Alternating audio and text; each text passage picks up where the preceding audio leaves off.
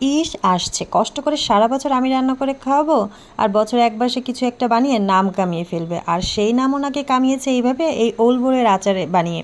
তো সেটাই আজকে আপনাদের সাথে শেয়ার করবো। আসসালামু আলাইকুম, কেমন আছেন? আশা করছি সবাই অনেক ভালো আছেন। অনেকদিন পরে আজকে আমি একটা ছোট ব্লগ নিয়ে আসছি আমার জামাইয়ের ওল বড়ই আচার। আর আমি এই আচারের নাম দিয়েছি জামাই আচার। তো তাকে আজকে একজন ওল বড়ি দিয়েছে আচার বানিয়ে দেওয়ার জন্য, মানে এটা কোনো কথা? আমি থাকতে তাকে দিয়েছে তো যাক, কোনো ব্যাপার না। আমি যদি অকর্মা ঠিকই পারি না, সে পারে। তো দেখেন সে এখানে মশলা বাচ্ছে। অনেক হয়তো বা ভাবতে পারেন তাকে দিয়ে আমি কাজ করাচ্ছি, জি না, এটা সে নিজে ইচ্ছাকৃতভাবে করতেছে। আর এই আচারটা আমি কখনো বানাই নেই, পারি না। তো এই কাজ দেখলাম যে সে ফার্স্টে হালকা লবণ দিয়ে সেদ্ধ করে তারপর বেছে বেছে কিছু ময়লা ছিল, নষ্ট ছিল, এগুলো সব তারপর ফেলে দিল। তারপর হচ্ছে সে এই যে মানে হচ্ছে শুকনো মরিচ, তারপর হচ্ছে পাঁচফোড়ন সব একসাথে টাললো। তারপরে কিছুক্ষণ পরে আমি গিয়ে দেখি যে সে আচার বসিয়ে দিছে। এটা কোনো কথা? সে আচারটা বসিয়ে দিল, আমাকে বললো না। তারপর কমিয়ে কমিয়ে সে নাড়াচাড়া করলো। তো এই দেখে দেখেন আমার কিচেনের অবস্থা। সে মাছের 6 মাসে বছরে একবার সে কিচেনে যদি যায়, ওই দিন কিচেনের অবস্থা ভাই 12টা। কার কার জামাই এরকম করে আমাকে অবশ্যই কমেন্ট করে জানাবেন।